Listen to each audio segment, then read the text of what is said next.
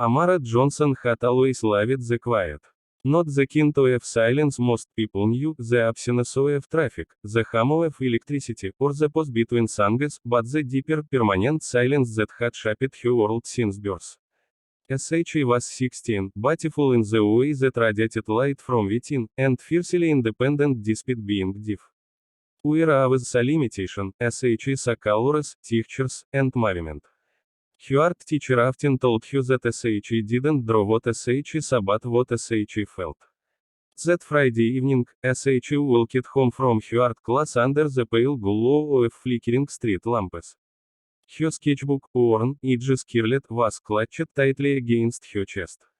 Each page inside was a universe of its own, sketches of her father at the kitchen table reading reports, of her neighborhood kids playing jump rope, of the hockey tree near the basketball court that seemed older than time itself. Art was her language. She signed her thoughts to herself as she walked, imagining how she had captured the reflections of light bouncing off the puddles from last night's rain. What Amara didn't notice, because she couldn't hear, was the distant shouting behind her. Two police officers had been driving slowly through the area, their radio buzzing with chatter about a suspected burglary nearby. The description was vague, black, teenager, hoodie. That was all it took for them to indicate that Amara, a girl in a simple grey hoodie with paint stains on the sleeve, was their suspect. Hey! Stop right there. One officer barked as he swung his door open. His partner followed, hand already twitching near his holster. Amara kept walking, oblivious. Her hearing aids, with their nearly dead batteries, sat uselessly in her pocket. When she finally sensed movement behind her, she turned slightly, offering a tentative smile, thinking perhaps someone needed directions or was trying to jet past her on the sidewalk. The officers shouted louder, their tone sharper, angrier, mistaking her hesitation for defense. One of them muttered, "She's ignoring us." Typical. The other narrowed his eyes. She's reaching for something. But Amara wasn't reaching for anything dangerous. She had set her sketchbook down on the hood of a parked car and lifted her hands in the only language she knew, sign language. Her fingers moved quickly. "Who are you? What do you want?" The officers didn't understand. To them, the movements of her hands looked strange, unfamiliar, threatening even. Their training hadn't taught them patience, empathy, or even the basics of communication with disabled citizens. What they saw wasn't a frightened deaf girl trying to ask questions, but a suspect making sudden gestures. "Put your hands where I can see them." One yelled, to Amara only caught the anger etched into his face. His lips moved too fast for her to read. She signed again, slower this time, pointing to her, trying desperately to show, "I can't hear you." Enough. The officer drew his weapon. Everything seemed to freeze for a split second. The sketchbook slipped from the car hood, pages scattering like doves into the night air. Amara froze to her hands still raised mid-sign. And then, crack. The deafening sound of gunfire that she didn't even hear. The impact knocked her off her feet, the world spinning as her body hit the cold pavement. Her blood pooled quickly, staining the sidewalk dark. She gasped soundlessly, eyes wide, not from the pain alone but from the incomprehension of it all. She hadn't run. She hadn't fought. She hadn't even understood what they wanted. Yet here she was, fighting. The neighbors came running. A woman screamed. A man shouted at the officers, "She's deaf. She can't hear you." Phones were pulled out, recording every second, catching the officers as they stepped back with shaky voices, already rehearsing their excuses. She reached for something, one stammered. She was aggressive, said the other. But the camera phones told a different story. They showed a teenage girl signing, her hands moving gracefully before the bullets ripped through the night. They showed a sketchbook scattered in the street, the charcoal drawings smudged with blood. It was chaos when Marcus Johnson arrived. He had just finished a long day at the FBI field office, where he worked as a senior agent in the Civil Rights Division. He knew the neighborhood, had driven these streets countless times, and had promised Amara he'd be home for dinner. But the flashing red and blue lights made his stomach not before he went on the corner. He pushed through the crowd, his tall from commanding attention, his voice firm but shaking as he demanded, "Where is my daughter? Where is Samara?" And then he saw her. Marcus's world shattered in that instant. His baby girl lay on the ground, her chest rising and falling shallowly, her dark eyes glassy with pain and confusion. He dropped to his knees beside her, pressing his hands against the wound, whispering words as he couldn't hear but he needed to say, "Stay with Sam, baby. Daddy's here. I've got you." He looked up, and his eyes locked on the officers. They stood rigid, hands still near their guns, their expressions shifting between guilt and arrogance. One muttered, "Sir," as he was non-compliant. Marcus's grief hardened into a different kind of fury. His instincts screamed at him to lash out, but his training as an FBI agent held him steady. He didn't reach for his gun. He didn't shout empty threats. He did something far more dangerous. He pulled out his badge, holding it up high enough for everyone to see. The crowd gasped. The officer's faces paled. "You just shot my daughter," Marcus said, his voice steady, lethal in its calm.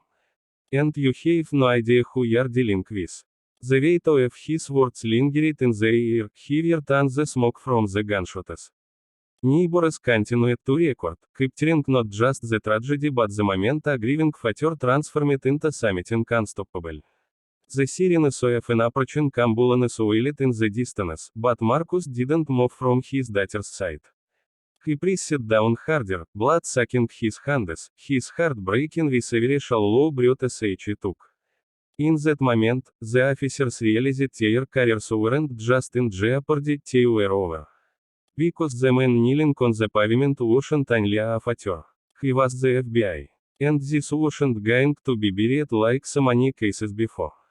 By dawn, the city was already on fire, not with flames, but with outrage. Videos of Amara's shooting flooded social media overnight. Millions of people had watched the footage of her signing, watched the officers open fire, and watched her sketchbook scatter in the street like a child's final play. The hashtag is trended globally, "Решетка justice for Amara." Outside the hospital, crowds began gathering, carrying candles, posters of Amara's smiling face, and signs that screamed, "Div, not dangerous and stop killing us." The city hadn't seen a protest of this magnitude in years. People were angry, but more importantly, they were united. Inside, Marcus Johnson sat beside his daughter's hospital bed. Machines beeped steadily, and her face was pale against the white sheets. He had cleaned the blood from his hands, but he could still see the stains. His FBI badge rested on the table beside her, a reminder of both who he was and what he needed to do. He gently brushed her braids back and whispered as he could read his lips. "You survived. They didn't take you away from him. Now I'll make sure they can never hurt anyone else." The door opened, and two FBI agents stepped inside, agents Marcus had worked with for years. They weren't just colleagues, they were brothers in arms who trusted him with their lives. "You ready for this, Marcus?" One asked quietly. Marcus nodded, his jaw tight. "This isn't just about Amara. It is about every family that never got justice. We're going to do this by the book.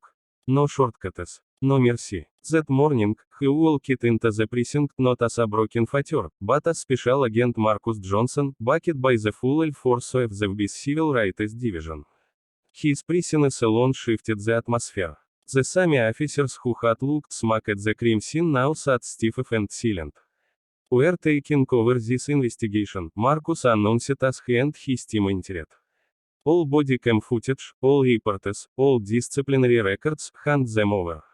Right now." The police captain tried to protest, but Marcus shot him down with a single glare. "Your department has a pattern of misconduct. We've got sworn statements, civilian complaints, and now national evidence of attempted murder against a disabled minor. If you obstruct this investigation in any way, you'll be the next one in handcuffs." The room fell silent. One by one, files were handed over, footage downloaded, and evidence preserved. The walls that had protected corrupt officers for years began to crumble. Over the next weeks, Marcus worked tirelessly. Every night he split himself between the hospital, where Amara slowly regained strength, and the FBI office, where the investigation unfolded like a nightmare. They discovered that the two officers who shot Amara had dozens of complaints against them, ranging from racial profiling to excessive force, but all had been buried by their superiors. Worse still, emails revealed that higher-ups in the department had deliberately falsified reports to protect their men. Marcus's team compiled everything: the videos, the body cam footage, the falsified paperwork, and the chilling audio from dispatch that proved the officers had lied about Amara being armed. What they uncovered wasn't just negligence, it was a pattern of systemic racism. News outlets picked it up instantly. Every new leak sent shockwaves through the city. Protesters swelled in numbers, not just outside the hospital but outside the courthouse, demanding accountability. Amara's story became a symbol, not only of police brutality but of the disregard society often had for people with disabilities.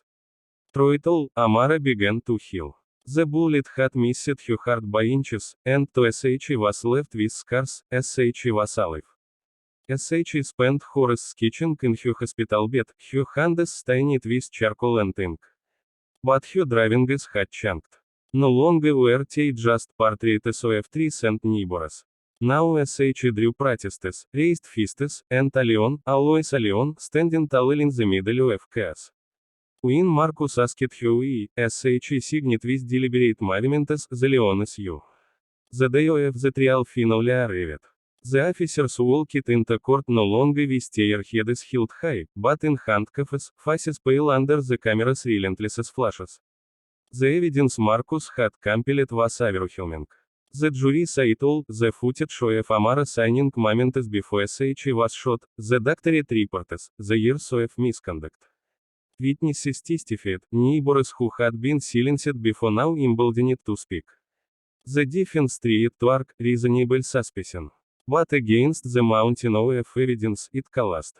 The officers were found guilty of civil rights violations, assault with a deadly weapon, and attempted murder. Their sentences were long, but what mattered more was that they would never again wear a badge, never again hold a weapon in the name of the law. As the verdict was read, Amara sat in the front row beside her father, her hand resting gently in his. SH didn't need to hear the words. SH could see the relief wash over the courtroom, the way people embraced, the tears streaming down strangers' faces. SH looked at Marcus, and for the first time since that night, SH smiled. But Marcus knew their fight wasn't over. In a press conference outside the courthouse, cameras flashing, he stepped up to the microphone with Amara at his side. SH stood tall, holding one of her sketches, the leon, high above her head. My daughter was shot because of ignorance, racism, and corruption, Marcus said firmly. SH lived. But money don't. Today's verdict isn't just for Amara, it is for every life stolen, every voice silenced, and every family left without justice. We will not stop until the system is changed. The crowd erupted, chants echoing through the city: justice for Amara. Justice for all. Months later, Amara's sketches were turned into an art exhibit called Silent Strength. It traveled across the country, raising awareness about police violence and disability rights. Her leon driving became iconic, printed on posters and murals in cities from New York to Los Angeles. And Marcus kept his promise. With the FBI, he spearheaded reforms, pushing for mandatory training for officers on interacting with disabled citizens, fighting for accountability measures, and ensuring that no complaint against police misconduct could be buried again. At home, life was quieter, but filled with purpose. Amara, though scarred, found her voice louder than ever before, not through sound, but through art, through advocacy, through the way SH inspired others to see strength where the world had seen weaknesses. One night, as Marcus tucked her into bed, SH signed to him with a grin. They tried to silence him. But now, the whole world is listening. Marcus kissed her forehead, tears in his eyes, and whispered, "That's right, baby girl. The whole world is listening, and they'll never forget your."